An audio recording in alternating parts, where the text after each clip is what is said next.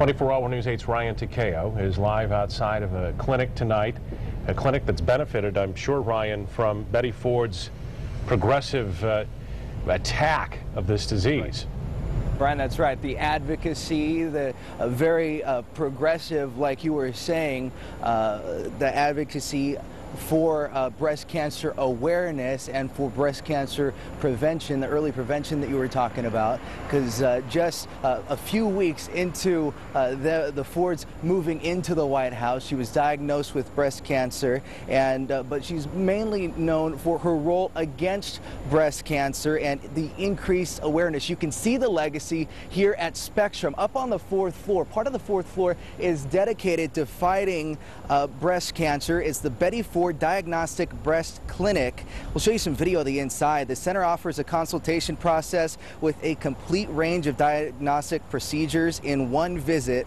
Mrs. Ford visited the center. It was at another location. That was on a trip to Grand Rapids here in 1997.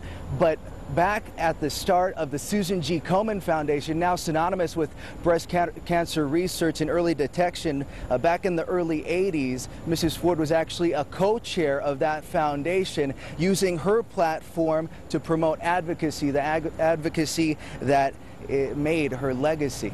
We're live in Grand Rapids. Ryan Takeo, 24-Hour News 8. Okay, Ryan Takeo out at the Lemon Holton Cancer Pavilion and the Betty Ford Clinic inside that facility. And she was always, like Ryan pointed out, she was an advocate, one of the first to get out there. And not afraid to talk about it. No. What was a taboo subject, she brought to the forefront. And here's what she had to say about it when she battled breast cancer. I didn't realize that I would become more or less a role model for people as far as breast cancer was concerned. That was just something that came into my life, and I felt very positive about sharing it. And after that experience, when I became dependent on prescription drugs and alcohol, I felt the same thing as being important to share. It made it easier for me having shared the breast cancer. Because people can identify with her being a regular, she wanted people to know, I'm a regular person just like you. These are things that other people are battling, and you don't have to keep it swept under the rug. You can talk about it. You can get the help that you need. And she really sort of put those issues out there so people could tackle them head on, much like she did.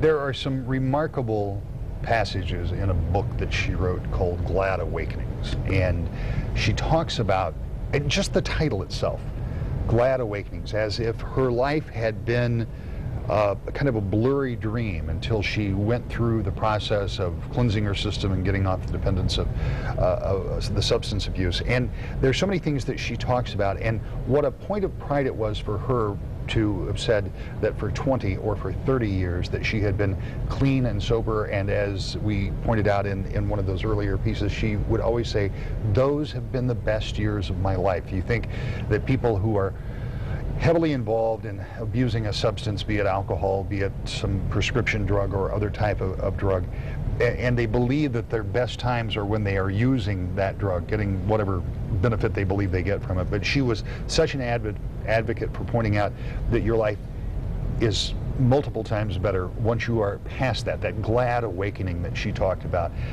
And it was really powerful. And I'm sure that over the next few weeks that there will people that will access, imagine that people will access that book on their Kindle, for example, that didn't exist when any of this was going on. But they'll read these books, and I think that they will find that amazing strength and transparency that we talk about, because she was very candid. And again, by this time they're both out of public office. They don't owe anybody anything. They don't have to be public with all of this, but they were, and they were much to the benefit of hundreds of thousands of people who have been able to access that kind of treatment. Here, we're looking back at some pictures, and I can't tell you the year, but I can tell you by the jacket it's the 70s. This looks like, I saw a brief sign there. It looks like he made a stop in Traverse City. Probably at the Cherry Festival. You'll see right? Governor William Milliken is in one of these clips here as well. But yeah, it looks like he was, maybe this might have been during the campaign in '76. '76 may well have been. but Air Force One there and down, and there's Governor Milliken greeting him when they landed. And I thought, again, I saw something with the Cherry Festival. So yeah, there was a big sign that says "Welcome back to Traverse City." It must have been before that, and I am assuming that this is the Cherry Fest parade, right? And this is, it's kind of interesting. You look at the old 707 airplane that they were flying, the old Lincoln that he is driving in there. Of course, it wasn't an old Lincoln at that point. I think it was a 73, 74 maybe. Actually, it would have been earlier than that, maybe more like a 72. All of those vehicles still exist. That 707 that he was flying is in the Presidential Museum. I believe that's the one that's out at the Reagan Museum. The other one, the identical one that it replaced, is in Dayton, Ohio, at a museum. And I can't be exactly sure which one this is, although I believe that this may be the same one that's at the Reagan. No matter.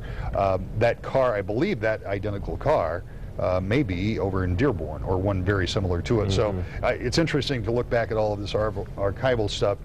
But one of the things that you will find, you won't find the car at the Ford Museum, but one of the things you will find at the Ford Museum is a remarkable, transparent look at the life and times of Jerry and Betty Ford. You talk about you know, all of the things that go along with Watergate, include the burglary tools, the resignation letter of Richard Nixon, the scathing telegrams that the president received when he pardoned Richard Nixon. Talk about the First Lady's problems that we have talked about here. So many of the wonderful moments, like this moment in the White House. There's one of those moments I was talking about where they are, you know, they're just playful together. Here's that moment too, where he turns and says, "Betty, is, you know, would you like to say something?" And I think it's edited, but she pushes him over and then she pulls the microphone up in the rest of that video. But what you'll see out at the museum, I think, is very interesting, because it tells a very important story about these two. We do have some new information coming in